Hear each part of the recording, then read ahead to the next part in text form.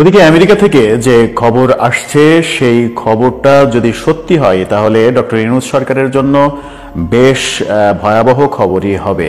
এরকম একটা ভিডিও সামাজিক যোগাযোগ মাধ্যমে ছড়িয়ে পড়েছে। ভিডিওতে বলা হচ্ছে 21শে ফেব্রুয়ারি বইমেলা উপলক্ষে যে বইমেলাতে আমাদের মাননীয় প্রধানমন্ত্রী বঙ্গবন্ধু কন্যা দেশরত্ন শেখ হাসিনা, যার বাবা এই দেশের জন্য জীবন বাজি রেখে কাজ করে গিয়েছেন। 16 তারিখ আমাদের বিরাট জনসভা হবে আলতাফ আলী পার্কে। সেই জনসভা থেকে গর্জে উঠবো আমরা, ইউনূস চৌধুরী ইউনূস তোমার দিন শেষ। আগামী 26শে মার্চের মধ্যে ইউনূসকে বাংলাদেশ থেকে বিতাড়িত করে মাননীয় প্রধানমন্ত্রী জননেত্রী শেখ হাসিনা মানে পুলিশ ডেকে নিরাপত্তা দেওয়ার থেকে নাটক বন্ধ করে দেওয়া। তারপরে দেখেন না আবার তো পুরো তো এরপরে আপনি 5 বছর পরে ওরা দেখবে যে বাংলাদেশের একটা সাংস্কৃতিক পুনর্জাগরণ হয়েছে, যেখানে সবাই খুব ভালো ভালো ইয়ে করছেন, খুব ব্রিলিয়ান্ট নাটক।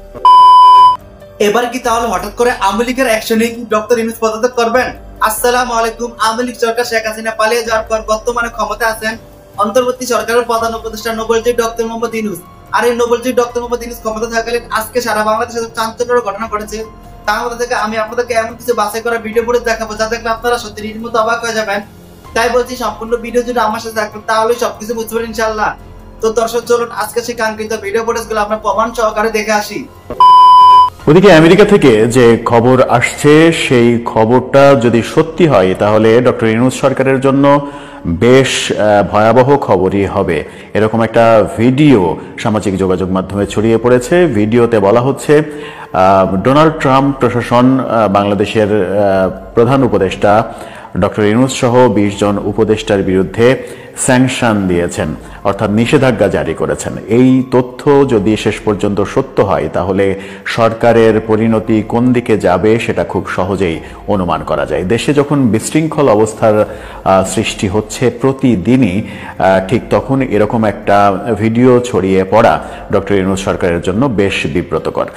কি হয়েছে সেটা, দেশেই বা কি হচ্ছে সেই আলোচনা করব এই ভিডিওতে।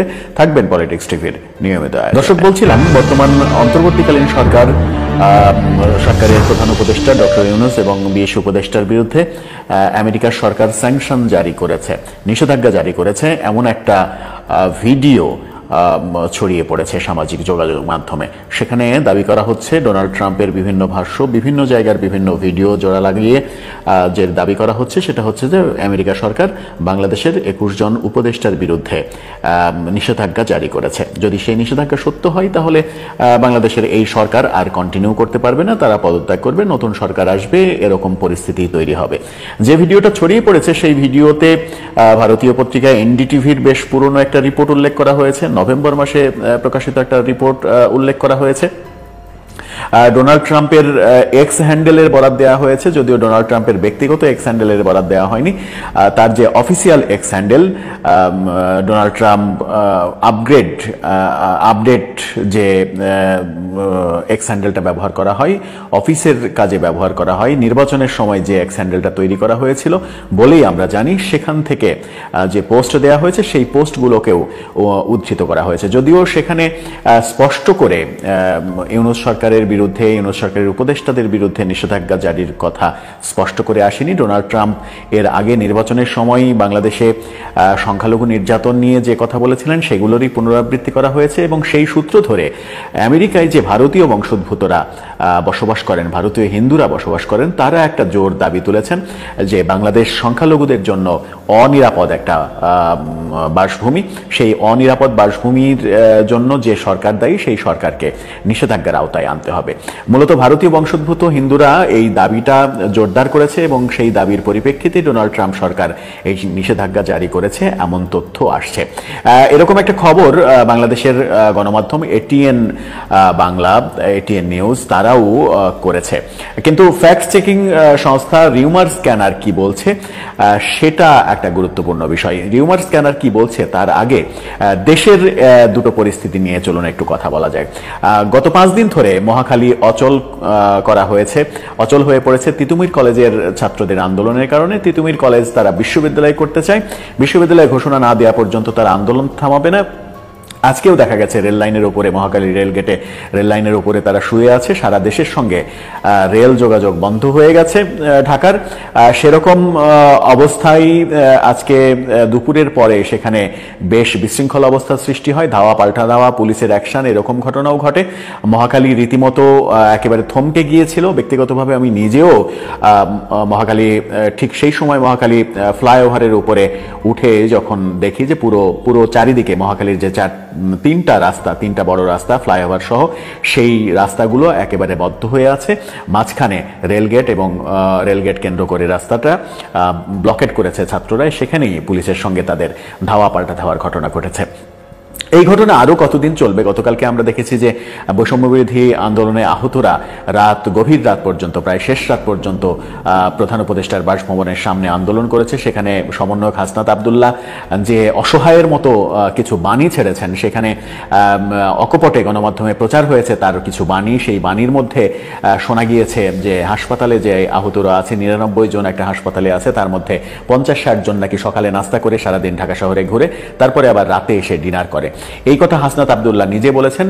অর্থাৎ যারা আহত তাদের সঙ্গে সমন্বয়কদের বিরোধ আরো তুঙ্গে উঠেছে। এরকম পরিস্থিতি যখন চলছে তখন আওয়ামী লীগের আন্দোলনও চলছে, আওয়ামী লীগের লিফলেট বিতরণের কর্মসূচি চলছে। বিভিন্ন জায়গায় আওয়ামী লীগের সঙ্গে পুলিশের এবং জনতার সংঘর্ষের ঘটনা আমরা দেখেছি। সেই সংঘর্ষে অন্তত 8 জন আহত হওয়ার ঘটনা আজকে শোনা গেছে। এর আগে আমরা গতকালকে দেখলাম যে আওয়ামী লীগের সুজানগরের সভাপতি, তাকে পুলিশ গ্রেপ্তার করে নিয়ে যাওয়ার সময় জনতা, আওয়ামী লীগের লোকজন পুলিশের গাড়ি আটকে সেই চেয়ারম্যানকে, সভাপতিকে তারা ছাড়িয়ে নেয়, পুলিশের কাছ থেকে কেড়ে নেয়। এরকম ঘটনাও ঘটতে দেখা গেছে। ঠিক এরকম ঘটনা যখন ঘটছে তখন প্রধান উপদেষ্টার প্রেস সচিব আজকে ঘোষণা দিয়েছেন যে আওয়ামী লীগের লিফলেট বিতরণ করতে দেখলেই তাকে গ্রেপ্তার করা হবে। আওয়ামী লীগের লিফলেট বিতরণ করা একটা নিষিদ্ধ কাজ, সেই কাজ করলেই তাকে গ্রেপ্তার করা হবে, এমন ঘোষণা দিয়েছেন। তো অনেকেই প্রশ্ন করছেন এই প্রধান উপদেষ্টার অতি উৎসাহী প্রেস সচিবকে যে আওয়ামী লীগকে কি আপনারা নিষিদ্ধ করেছেন? আওয়ামী লীগকে যতক্ষণ পর্যন্ত আপনারা নিষিদ্ধ না করছেন, তার কার্যক্রম যতক্ষণ পর্যন্ত আপনি নিষিদ্ধ না করছেন, ততক্ষণ পর্যন্ত রাজনৈতিক কর্মকাণ্ড করার অধিকার তো তার রয়েছে। সে লিফলেট বিতরণ করবে, আপনি তাকে অ্যারেস্ট করবেন কেন? যদি আপনার ক্ষমতা থাকে, আপনার আওতার মধ্যে যদি হয়, তাহলে আওয়ামী লীগকে নিষিদ্ধ করে দেন। আওয়ামী লীগকে নিষিদ্ধ করে দিলে তো আপনি দেশের অধিকাংশ মানুষের এই মুহূর্তে সমর্থন পাবেন। সেটা করছেন না কেন? সেটা না করে আপনি কখনো শেখ হাসিনার ছবি দিয়ে ডাস্টবিনে ময়লা ফেলতে যাচ্ছেন, সেটা ফেসবুকে দিয়ে প্রচন্ড সমালোচনার মুখে পড়ছেন, আবার বলছেন যে আওয়ামী লীগের লিফলেট বিতরণ করলেই গ্রেপ্তার করা হবে। আপনার এই অতি উৎসাহ সরকারকে যে বিতর্কে ফেলছে, সরকারকে যে বিপদে ফেলছে, সেটা কি আপনি টের পাচ্ছেন? আপনি যখন ডাস্টবিনের সঙ্গে ছবি তুলে সামাজিক যোগাযোগ মাধ্যমে দিলেন, তখন কিন্তু আপনার অতীত ইতিহাস সামাজিক যোগাযোগ মাধ্যমে আবার বেরিয়ে আসলো, যেখানে দেখা গেল বঙ্গবন্ধু গ্যালারিতে আপনি বঙ্গবন্ধুর মুজিব কোটের পাশে নিজে মুজিব কোট গায়ে দিয়ে, আপনার বাম পাশে বঙ্গবন্ধুর সেই ঐতিহাসিক চশমা, সেখানে আপনি পোজ দিয়ে ছবি তুলেছেন। আপনি সাকিব আল হাসানের নির্বাচনের সময় সাকিব আল হাসানের পোস্টার মারা একটা দেয়ালের সামনে পোজ দিয়ে ছবি তুলেছেন।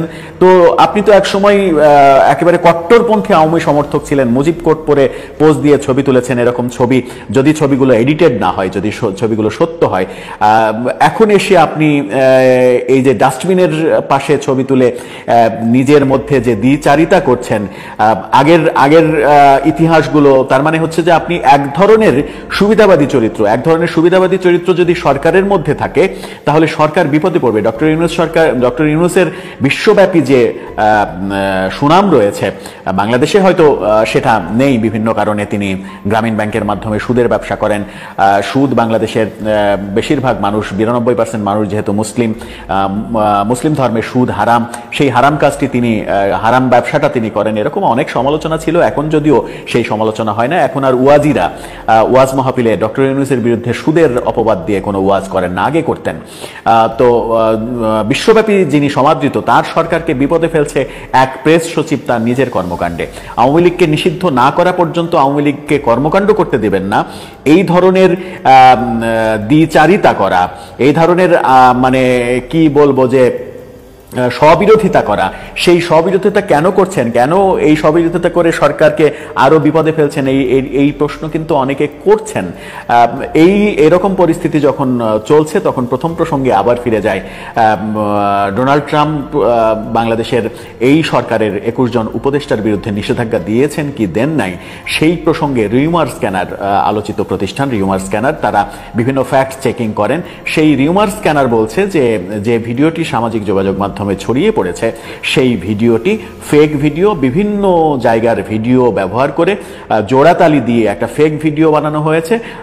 ডোনাল্ড ট্রাম্প প্রশাসন এখন পর্যন্ত এই ধরনের কোনো কথা বলেনি যে বাংলাদেশ সরকারের উপদেষ্টাদের বিরুদ্ধে নিষেধাজ্ঞা জারি করা হলো। তবে ডোনাল্ড ট্রাম্প সরকার এখনো বলেনি ঠিকই, কিন্তু এরই মাঝে অন্তত 20টি দেশের উপরে আমেরিকার যে নিষেধাজ্ঞা জারি হয়েছে তারই ধারাবাহিকতায় বাংলাদেশের উপরে নিষেধাজ্ঞা জারি হয়ে গেলেও কিন্তু অবাক হওয়ার কিছু থাকবে না, যখন ডোনাল্ড ট্রাম্প নির্বাচনের সময়ই বাংলাদেশে সংখ্যালঘু নির্যাতন সহ নানা অভিযোগ করে বসেছিলেন।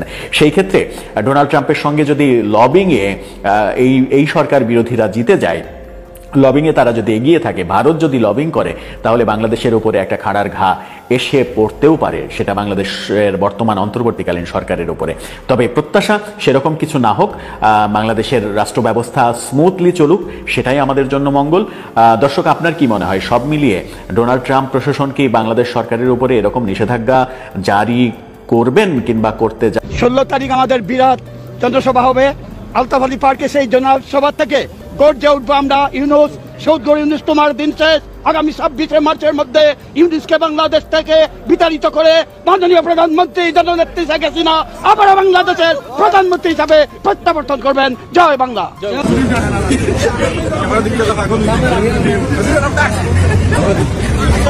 বাংলাদেশের সফল প্রধানমন্ত্রী এবং বাংলাদেশের 16 কোটি মানুষের নেত্রী মাননীয় প্রধানমন্ত্রী শেখ হাসিনার নেতৃত্বে বাংলাদেশ আওয়ামী লীগ হটাও ইউনুস বাঁচাও দেশ, সেই স্লোগানকে সামনে নিয়ে লিফলেট বিতরণ এবং বিভিন্ন আন্দোলন সংগ্রামের কর্মসূচি দিয়েছেন।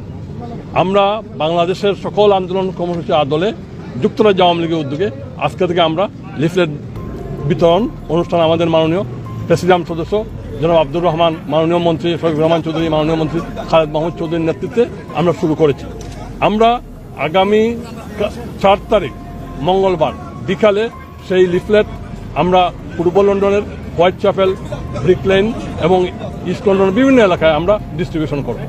আমরা আগামী 16ই ফেব্রুয়ারি রবিবার সেই আন্দোলন সংগ্রাম কর্মসূচিকে সফল এবং সার্থক করে তোলার জন্য এবং ইউনুস অসাংবিধানিক, অগণতান্ত্রিক, অবৈধ ফ্যাসিস্ট সরকারের পতনের দাবিতে আমরা 16ই ফেব্রুয়ারি রবিবার আলতাফ আলী পার্কে বিশাল সমাবেশ করব। 4 তারিখ মঙ্গলবার আমরা লিফলেট ডিস্ট্রিবিউশন করব। 16ই ফেব্রুয়ারি রবিবার আলতাফ আলী পার্কে ফ্যাসিস্ট, অবৈধ, অসাংবিধানিক সরকারের পদত্যাগের দাবিতে আমরা বিশাল সমাবেশ করব। আমি যুক্তরাজ্য আওয়ামী লীগের সকল শাখা সংগঠন, প্রবাসী বাঙালি এবং মুক্তিযুদ্ধের পক্ষের সবাইকে 4 তারিখ এবং 16ই ফেব্রুয়ারি রবিবার আলতাফ আলী পার্কে সমবেত হওয়ার জন্য বিশেষ অনুরোধ করছি। আমরা বিশ্বাস করি এই যুক্তরাজ্য আওয়ামী লীগ 1971 আগে এবং পরবর্তীতে সকল আন্দোলন সংগ্রামে প্রবাসী বাঙালিরা এবং যুক্তরাজ্য আওয়ামী নেতৃবৃন্দ সাহায্য সহযোগিতা করেছে বাংলাদেশের সকল গণতান্ত্রিক আন্দোলনে। 75 পরবর্তীতে এই যুক্তরাজ্য আওয়ামী এবং প্রবাসী বাঙালিরা গণতন্ত্র পুনরুদ্ধার আন্দোলনে এবং বঙ্গবন্ধু হত্যা বিচার দাবি করে আন্দোলন সংগ্রাম করেছে। 1/11 এই যুক্তরাজ্য আওয়ামী লীগ আন্দোলন সংগ্রাম করেছে। আমি সহ আমরা অনেকেই সেদিন জেলে গিয়েছি। আজও 5ই আগস্টের পরবর্তীতে এই যুক্তরাজ্য আওয়ামী লীগ প্রথমবারের মতো হাজার হাজার মানুষের উপস্থিতিতে আমরা আলতাফ আলী পার্কের কেন্দ্রীয় শহীদ মিনারের সামনে এবং একটি হলে আমরা বিশাল সমাবেশ করেছি। তারই আলোকে আমরা এই অবৈধ সরকারের পদত্যাগের দাবিতে এই ফ্যাসিস্ট, অগ্নিসংযোগকারী, লুটতরাজকারী, হত্যাকারী সরকারের পদত্যাগের দাবিতে আগামী 16ই ফেব্রুয়ারি রবিবার আলতাফ আলী পার্কে আমরা হাজার হাজার মানুষের উপস্থিতিতে সমাবেশ করব এবং সেখান থেকে আমরা মনে করি আমরা মাননীয় প্রধানমন্ত্রীর নেতৃত্বে এই ইউনুস সরকারকে হটিয়ে আবারও মাননীয় প্রধানমন্ত্রী সসম্মানে বাংলাদেশে ফিরে আসবেন এবং আমরা মাননীয় প্রধানমন্ত্রীর নেতৃত্বে তার যে বাকি কাজটুকু একটি আধুনিক সমৃদ্ধ উন্নত বাংলাদেশ। তো সম্মানিত দর্শক, আশা করছি আপনারা সম্পূর্ণ ভিডিও ফুটেজটা মনোযোগ সহকারে দেখেছেন। নোবেল জি অন্তর্বর্তী সরকারের প্রধান উপদেষ্টা ডক্টর মোহাম্মদ ইউনূস ক্ষমতা থাকাকালীন আজকে সারা বাংলাদেশে কি ঘটেছে তাও বুঝতে পেরেছেন। এই বিষয়ে আপনাদের একটি গুরুত্বপূর্ণ মতামত অবশ্যই কমেন্ট করবেন। চলুন আমরা এই বিষয়ে আরো একটা গুরুত্বপূর্ণ ভিডিও ফুটেজ ধারাবাহিক প্রমাণ সহকারে দেখে আসি। 21শে ফেব্রুয়ারি বইমেলা উপলক্ষে যে বইমেলাতে আমাদের মাননীয় প্রধানমন্ত্রী বঙ্গবন্ধু কন্যা দেশরত্ন শেখ হাসিনা, যার বাবা এই দেশের জন্য জীবন বাজি রেখে কাজ করে গিয়েছেন এবং যিনি দিন রাত নিরলস পরিশ্রম করে প্রচেষ্টা করে এত প্রতিকূলতা বাধা সত্ত্বেও দেশের জন্য কাজ করে গিয়েছেন, দেশকে আজকে একটি উন্নয়নের একটি রোল মডেল প্রতিস্থাপন করেছেন। তাকে সেই প্রধানমন্ত্রীর ছবি এই বিকৃত মস্তিষ্ক শফিক ইউনূসের প্রেস দিয়েছে। এখন আমি প্রথমত বিএনপির কাছে এবং তারেক রহমানের কাছে প্রশ্ন করতে চাই, তারপরে দেশবাসীর কাছে প্রশ্ন করব। আচ্ছা, যে বিএনপির যত নেতৃবৃন্দ আছেন এবং জনাব তারেক রহমান, আপনি বলেন তো যে আমাদের দল ক্ষমতায় ছিল প্রায় 15 বছরের উপরে ক্ষমতায় ছিল। এই 15 বছরের উপরে ক্ষমতায় থাকাকালীন সময় আপনি গ্রেনেড হামলার আসামি, আপনি প্রধানমন্ত্রী শেখ হাসিনাকে গ্রেনেড মেরে হত্যা করতে চেয়েছিলেন। আপনার মা জেলে ছিলেন। আপনারা আওয়ামী লীগের নেতা কর্মীদেরকে এমন কোন অত্যাচার নির্যাতন নাই যে 2001 সালের নির্বাচনের পরে করেন নাই, করেছেন। কিন্তু আপনারা বাংলাদেশে আইন ফেস করেছেন, আদালত ফেস করেছেন। আপনার মা বেগম খালেদা জিয়া, সাবেক প্রধানমন্ত্রী, উনি আইন ফেস করেছেন, উনি আদালত ফেস করেছেন। ওনাকে কি কেউ আমাদের কোন আওয়ামী লীগের, যুবলীগের, শ্রমিক লীগের, স্বেচ্ছাসেবক লীগের বা মহিলা লীগের কেউ একজন মানুষ আপনার মা প্রধানমন্ত্রী বেগম খালেদা জিয়া, সাবেক প্রধানমন্ত্রী বেগম খালেদা জিয়া কি কেউ অসম্মানী করে তার উপরে জুতা নিক্ষেপ করেছে বা তাকে বাজেভাবে তাকে বাংলাদেশে এমন কিছু করেছে, উপস্থাপন করেছে? করে নাই। করলে কিন্তু পারত। আওয়ামী লীগের অঙ্গ সংগঠন, সহযোগী সংগঠনের নেতৃবৃন্দ কেউ যদি এগুলো করতে পারত, আপনাদের কিছুই করার ক্ষমতা ছিল না। কেউ কি করেছে? আপনার মাকে একজন সাবেক প্রধানমন্ত্রী হিসাবে আপনাকে বা আপনার বাবাকে কেউ করেছে? ফেসবুকে টক শোতে বিভিন্ন তর্ক বিতর্ক হয়েছে, বাট আপনার মাকে বা আপনাকে বা আপনার পরিবারকে নিয়ে কিন্তু কেউ এই ধরনের বিকৃত মস্তিষ্ক কাজকর্ম করে নাই। শিষ্টাচার বহির্ভূত বিবর্জিত কোনো কাজ বাংলাদেশ আওয়ামী লীগ করে নাই। এটাই হচ্ছে বাংলাদেশ আওয়ামী লীগের রাজনৈতিক আদর্শিক চর্চা। আমরা সেই চর্চাটাই করেছি। আমাদের বঙ্গবন্ধু কন্যা শেখ হাসিনা আমাকে সেই চর্চাটাই শিখিয়েছেন।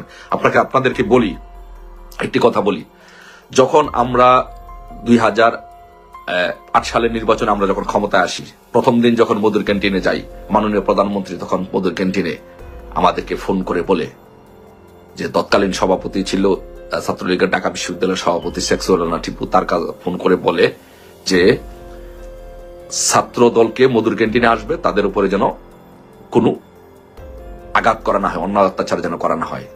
তারা 2001 সালের পরে এই বাংলাদেশে খারাপ কাজ করেছে, জনগণ তাদের বিচার করেছে, তাদেরকে ভোট না দিয়ে আমাদেরকে ভোট দিয়েছে, আমরা ল্যান্ডস্লাইড ভিক্টরি পেয়েছি।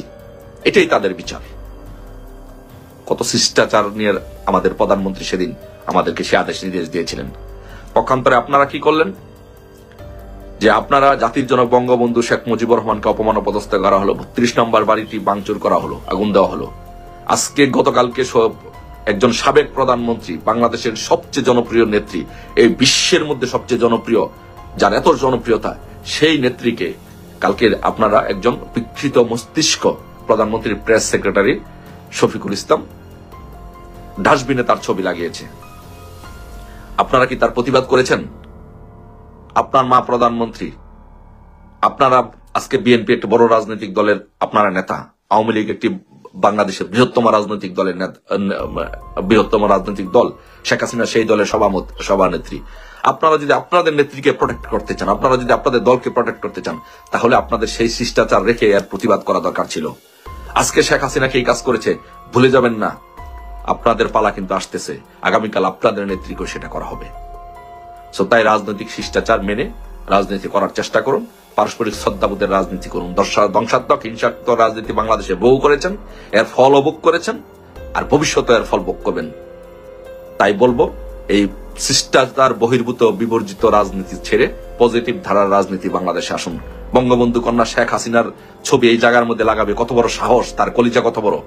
বাংলাদেশের ইতিহাসে, বাংলাদেশে পৃথিবীর যেই জায়গার মধ্যে আমি তাকে পাই, এই পৃথিবীর যেই জায়গার মধ্যে আমি তাকে পাই, তার কলিজাটা টান দিয়ে আমি ছিঁড়ে ফেলবো এই শফিকুল ইসলামের।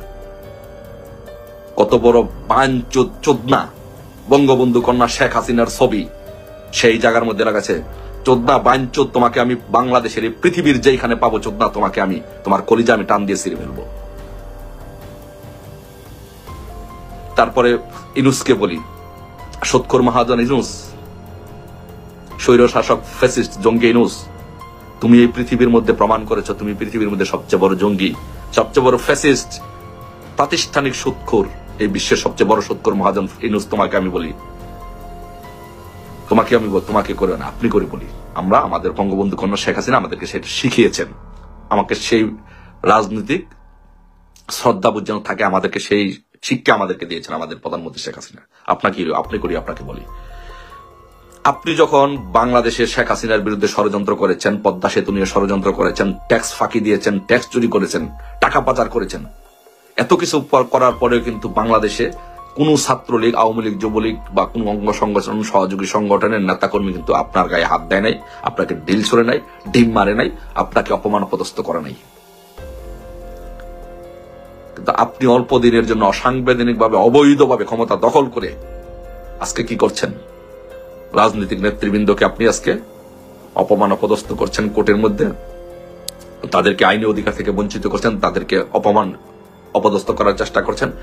বঙ্গবন্ধু কন্যা শেখ হাসিনাকে প্রতিহিংসা পরায়ণ ভাবে তাকে বিভিন্ন মামলায় তাকে জড়াচ্ছেন, তাকে হেয় প্রতিপন্ন করার চেষ্টা করতেছেন।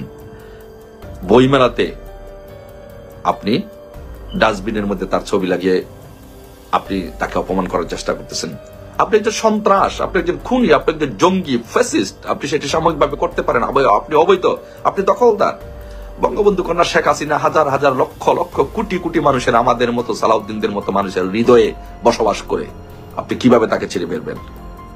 আপনাকেও হুঁশিয়ার করে দিচ্ছি, মিস্টার সুৎখোর ফ্যাসিস্ট জঙ্গি ইনুস, আপনাকে এই দেশের জনগণ, আপনাকে আমরা এমন শাস্তি দিব, এমন পানিশমেন্ট দিব, আপনার কাছ থেকে শিক্ষা নিয়ে বাংলাদেশের ইতিহাসে বঙ্গবন্ধু কন্যা শেখ হাসিনাকে আর কিছু করার কেউ সাহস পাবে না, বঙ্গবন্ধু পরিবারকে নিয়ে কেউ কিছু করার সাহস পাবে না। মিস্টার ইনুস, আপনাকে বিভিন্ন ধরনের শাস্তির সম্মুখীন হতে হবে। পালিয়ে যাবেন, এয়ারপোর্ট থেকে দৌড়ে জুতার মালা পরাইয়া, জাঙ্গিয়া পরাইয়া, ল্যাংটা করাইয়া আপনাকে এয়ারপোর্ট থেকে গুলিস্তান এনে, শাহবাগ এনে আপনাকে দিয়ে মঞ্চ বানাবো। বঙ্গবন্ধু কন্যাকে আপনি অপমান করার জন্য পরিকল্পনা করেন, মেটিকুলাস ডিজাইন করেন, আমরা বেঁচে থাকতে সেগুলো ইনশাল্লাহ হবে না। আপনার দিন শেষ। রাজপথে আমাদের জনগণ নেমে গিয়েছে, ইনশাল্লাহ রাজপথে আমরা নেমে গিয়েছি, রাজপথে আমাদের অবস্থান, রাজপথে আমাদের ফয়সালা হবে, রাজপথ থেকে আপনাকে বিতাড়িত করে আপনার বিচার করব, এই শফিকুলদের বিচার করব, আমাদের প্রধানমন্ত্রী শেখ হাসিনাকে অপমান অপদস্থ করার বিচার ইনশাল্লাহ আমরা এই দেশের জনগণ করব। মাননীয় প্রধানমন্ত্রী বঙ্গবন্ধু কন্যা শেখ হাসিনা, আপনাকে আমরা কথা দিচ্ছি, এর বিচার আমরা ইনশাল্লাহ করব। এদেশের জনগণকে নিয়ে এই ইনুস, শফিকুল, গংদের, সন্ত্রাসীদের, জঙ্গিদের বিচার এই বাংলার মাটিতে ইনশাল্লাহ করবো। মানে পুলিশ ডেকে নিরাপত্তা দেওয়ার থেকে নাটক বন্ধ করে দেওয়া। তারপরে দেখেন না, আবার তো পুরো তো এরপরে আপনি 5 বছর পরে ওরা দেখবে যে বাংলাদেশের একটা সাংস্কৃতিক পুনর্জাগরণ হয়েছে, যেখানে সবাই খুব ভালো ভালো ইয়ে করছেন, খুব ব্রিলিয়ান্ট নাটক হচ্ছে, ব্রিলিয়ান্ট সিনেমা হচ্ছে। বাংলাদেশ খুবই একটা ফ্যান্টাস্টিক জায়গা কালচারালি, এবং আমি মনে করি সামনে আরো ভালো জায়গায় যাবে। আর শোরুম উদ্বোধন করতে যাওয়া বা মানে পাবলিকলি আসার ক্ষেত্রে নায়িকাদের ক্ষেত্রে তৌহিদি জনতার বাধা, ওইটি কিরকম? দু একটা আইসোলেটেড ইনসিডেন্টকে দিয়ে কি আপনি পুরো একটা সমগ্রটা বিচার করছেন? কারণ আইসোলেটেড ইনসিডেন্টই তো আসলে সমগ্রটাকে বিচার, তাই তো করতে হবে। আর কেমনে করবো? পুরো ইনসিডেন্ট হয়ে যাওয়ার পরে করবো? মানে 500টা ঘটনা হওয়ার পরে বলবো 500টা ঘটনা ঘটছে, একটা ঘটনা দিয়ে বলতে পারবো না 500টা ঘটনা আশঙ্কার কথা? না, একটা ঘটনা দিয়ে আপনি এটা মাঝে মধ্যে এগুলো স্ট্যাটিস্টিক্যাল বিলিভ বলে, আপনি স্ট্যাটিস্টিক্যাল বিলিভ দিয়ে আপনি পুরো ইয়েকে ইয়ে করে। আমি তো দেখছি যে সবাই ব্রিলিয়ান্টলি হচ্ছে, 5টা শুরু করতে গেছে, 2টায় বাধা দেওয়া হয়েছে, তার মানে 40% বাধা পড়ছে। ব্যাপারটা কিরকম? না না, এটা কোনো ইয়েই না। আপনি দেখেন না, আমরা তো বলছি যে, আর আমাদের কারো প্রতি কোন ইসলামিস্ট কোন গ্রুপের কে আমরা প্যান্ডারিং করি না। আমরা এসছি একটা মহৎ দায়িত্বে, রাষ্ট্র বিনির্মাণে, যে গণ অভ্যুত্থান হলো তাদের ইয়েকে আমরা ধারণ করে আমরা এই কাজে আছি। তাদের স্ত্রীটাকে ধারণ করে। আপনি গতকালই এক সংবাদ সম্মেলনে শফিক ভাই নিজেই স্পষ্ট করেছেন জুলাই আগস্টের হত্যাকাণ্ড নিয়ে কোনো ঢালাও মামলা আপনি পছন্দ করছেন না। মামলার আরো একটি দিক হচ্ছে হত্যার বিচারের জন্য মামলা আছে, এমন নিহত কাউকে খুঁজেও পাওয়া যাচ্ছে। এই বিষয়টা নিয়ে কিছু বলবেন কিনা? আপনি কালকে স্পষ্ট করেছেন। না, আমরা আমাদের পুলিশের কাছে এটা বলা হয়েছে যে যদি কারোকে হয়রানিমূলক মামলা করা হয়, আপনারা প্রত্যেকটা মামলা তাড়াতাড়ি আপনারা এগুলো ইনভেস্টিগেট করেন। আপনারা দেখেন যে কার কার এগেন্সে যাদের নাম এসছে তাদের এগেন্সে এভিডেন্স গুলো আছে কিনা। এভিডেন্স গুলো না হলে তাদের নামটা ফেলে দেওয়া হোক, এটা পুলিশকে সেই সেপ্টেম্বর মাসে এটা বলা হচ্ছে। ওকে, আপনি একটু পলিটিক্যাল অ্যানালিস্ট হিসেবে দেখবেন কিনা যে আওয়ামী লীগ সরকারের পতন আন্দোলনে কিন্তু সবাই আমরা একসঙ্গে ছিলাম, মানে বামপন্থী, মানে পলিটিক্যাল পার্টিগুলির কথা আমরা বলতেছি আর কি, যে আমরা তো ছিলামই পলিটিক্যাল পার্টিগুলি, বামপন্থী, বিএনপি, এমনকি বাম ধারার বুদ্ধিজীবী যারা আছেন তারাও অনেক ক্ষেত্রে সরাসরি আন্দোলনে অংশ নিয়েছেন, পুলিশের বুকের সামনে দাঁড়িয়েছেন, অনেক কিছু করেছেন। কিন্তু এখন তারা অন্তর্বর্তীকালীন সরকারের সমালোচনাই শুরু করেছেন, কিছু ক্ষেত্রে বিরোধিতা করছেন। কিন্তু আপনি যেটা বলছেন যে আপনারা আলাদা করে কারো মানে কিছু বলা নাই, তাদের মানে ইসলামপন্থী ধর্মীয় বক্তা তারা কিছু কিছু বিষয় আপনাদের সমর্থন করেছেন, আবার কিছু কিছু উপদেষ্টা নিয়োগ জ্ঞান এগুলি নিয়ে আবার মানে বিরোধিতা করছেন। আপনারা এটাকে কিভাবে দেখেন? যে যারা আপনি তো মানে সোশ্যাল মিডিয়াতে অনেকে অনেক কথা লিখতেই পারে। হ্যাঁ, আমরা সবাইকে মানে কনস্ট্রাকটিভ ক্রিটিসিজম আমরা ওয়েলকাম করি। এইটা খেয়াল করেছেন কিনা যে এই সরকারের আমলে যত বিচারক নিয়োগ দেওয়া হয়েছে উচ্চ আদালতে, আবার নিম্ন আদালতের গুরুত্বপূর্ণ জায়গায় যেসব বিচারকদের বসানো আছে, আপনি কি খেয়াল করেছেন যেটা ওভার কম্পেনসেট করতে গিয়ে বিএনপি বা জামায়াতের খুব গুরুত্বপূর্ণ বা খুব মানে কি বলবো খুব নিবিড় ভাবে সম্পর্কযুক্ত লোকদেরই আসলে নিয়োগ দেওয়া হয়েছে কিনা, নাকি ঠিকই আছে ভালো লোকদের নিয়োগ দেওয়া? আমি এই পুরো 1-to-1 আমি বলতে পারবো না, বাট আমরা মনে করি যে আমরা যারা কম্পিটেন্ট তাদেরকেই নেওয়া হচ্ছে, সেটা আমাদের দৃঢ় বিশ্বাস। মানে এখন আপনি যদি 1-to-1 বলেন যে ইনি সেটা নিয়ে আমি বলতে পারবো না, বাট আমরা মনে করি যারা এই লিগ্যাল প্রফেশনটা খুব ভালো বুঝেন, বাংলাদেশের জুডিশিয়ারির উপরে যাদের যথেষ্ট জ্ঞান আছে, যথেষ্ট, আপনি নিজে তো লয়ার স্টুডেন্ট, না আমি তাদেরকে স্টুডেন্ট, কিন্তু আসলে হয়তো কেউ কেউ মানে আপনার সাথে পরের আলোচনা আমি নিশ্চয়ই হয়তো কিছু বিষয় আপনাকে আপনার দৃষ্টিও আকর্ষণ করতে পারি। যাই হোক, পাকিস্তানের সঙ্গে বাংলাদেশের নতুন সম্পর্ক গড়ে উঠেছে, করাচি থেকে প্রথমবারের মতো জাহাজ এলো, আওয়ামী লীগের সঙ্গে যার যার বৈরিতা ছিল তার সঙ্গে বন্ধুত্ব করা হবে, এইটা কি এই সরকারের পররাষ্ট্রনীতি, নাকি সরকার পররাষ্ট্রনীতিটা অন্যভাবে দেখছে? আপনি কি দেখেন? না, সরকার পররাষ্ট্রনীতি এখানে প্রফেসর ইউনূসের এটা খুবই, উনি একটা, আমি এটা ওই যে আমার যে 9 পয়েন্টের মধ্যে এটা লিখেছি যে ফরেন পলিসিতে উনি নতুন ডিরেকশন এনেছেন। এটা কি উনি চাচ্ছেন যে সার্ক যেটা মরিবান্ড হয়েছে, মানে একটা মৃতপ্রায় হয়ে রয়েছে, সেটাকে উনি রিভাইভ করতে চাচ্ছেন সার্কের মধ্যে সমস্ত দেশের সাথে, যাতে আমরা খুব দৃঢ় একটা খুব সুন্দর সম্পর্ক তৈরি করতে পারি। এই জন্য এই বছর ওনার ইচ্ছা ছিল যে আমরা, উনি যখন ইউনাইটেড নেশনের জেনারেল অ্যাসেম্বলিতে গেলেন তখন ওনার ইচ্ছা ছিল যে যতগুলো সার্কেল লিডার আসবে তাদের সাথে যাতে একবার 5 মিনিটের জন্য হলেও যেন ফটোশুট করা, তাতে হয় কি এক ধরনের মেসেজ যায় প্রত্যেকটা দেশে যে না আমরা একসাথে আছি। এবং এতে হয় কি যে এই বৈরিতা তৈরি হয়, আমি আপনার সাথে যদি কথা না বলি তাহলে আপনার সাথে দূরত্বটা বেশি তৈরি হয়, আমি আপনার সাথে কথা বললি তাই একসাথে থাকি তাহলে হয় কি অনেক ধরনের সমস্যা খুব দ্রুত সমাধান হয়। তো আমরা মনে করি যে ওনার ইচ্ছা হচ্ছে যে সার্কটাকে রিভাইভ করা। সেই আলোকে আপনি জানেন নেপালের থেকে 40 মেগাওয়াটের আমরা পাওয়ার আনছি, ইন্ডিয়ান গ্রিড কে ব্যবহার করি। এটা উনি চাচ্ছেন সাউথ এশিয়া গ্রিড যদি হয় তাহলে এমনও হয় যে নেপালের 40,000 মেগাওয়াট বিদ্যুৎ ওরা উৎপাদনের ওদের অ্যাবিলিটি আছে, সেটাকে আমরা ট্যাপ করে বাংলাদেশে আনতে পারবো। সেক্ষেত্রে আমার কয়লা পুড়িয়ে মানে ফসিল ফুয়েল পুড়িয়ে তাহলে আর আমার বিদ্যুৎ আনতে হয়। ঠিক এমনি পাকিস্তানের সাথে আমার সম্পর্ক। যে শিপের কথাটা বললেন সেই শিপটা কিন্তু দুবাই থেকে ছেড়েছে, জেবেল আলী পোর্ট থেকে ওইটা করাচিতে টাচ করেছে, পরে তারপরে চিরাঙে আসছে, চিরাং থেকে ইন্দোনেশিয়ার একটা পোর্টে গেছে, ওইখান থেকে মালয়েশিয়ার পোর্ট ক্ল্যানে যায় এটার সমাপ্তি হয়েছে। তো এখন এটাকে ইন্ডিয়ান পত্রিকাগুলো যেভাবে বলছে সেটা তো একদম ভয়াবহ। আমি সেই জায়গায় যাচ্ছি, পাকিস্তানের সাথে বাংলাদেশের এডমিরালিটি ওই চুক্তি পুনর্ভাবে না লেখা হলে এটা আসা সম্ভব হতো না, যেহেতু এটা করাচি টাচ করেছে সেই জন্যই। অসুবিধা কি? পাকিস্তান আমার কোনো অসুবিধা নাই, আমার কোনো অসুবিধা নাই, আমার কোনো অসুবিধা নাই, আমার কাছে আমার খুবই সুবিধা লাগে, আমার কাছে খুব সুবিধা লাগে দেশের সাথে আমরা ভালো, আমার খুব সুবিধা লাগে। কারণ হচ্ছে শেখ হাসিনাও তো ইমরান খানকে ফোন করেছিলেন, এক ধরনের কমিউনিকেশন নিষেধ করেছিলেন, সেটা হয়তো তিনি জারি রাখতে পারেন নাই, নানা ধরনের দুর্বলতা তার ছিল, সেটা আমার কোনো অসুবিধা নাই, আমার কাছে সেটা সুবিধাই মনে হয়। কিন্তু আমি যেটা জানতে চেয়েছিলাম যে মানে আওয়ামী লীগ যেগুলি করতে পারে নাই সেগুলি করার ব্যাপারে আপনার দায়িত্ব অনুভব করছেন, নাকি সেগুলি এটা মানে অর্থনৈতিক না, এটা ধরেন আপনি পাকিস্তানের আপনি জানেন ইয়ার্ন খুব ব্রিলিয়ান্ট, ওদের ইয়ার্নে ওদের একটা কম্পিটিটিভ অ্যাডভান্টেজ আছে। আমি যেখান থেকে পণ্য আনলে আমি মিনিমাম সুবিধা পাবো, আমি সেই জায়গায় যাবো।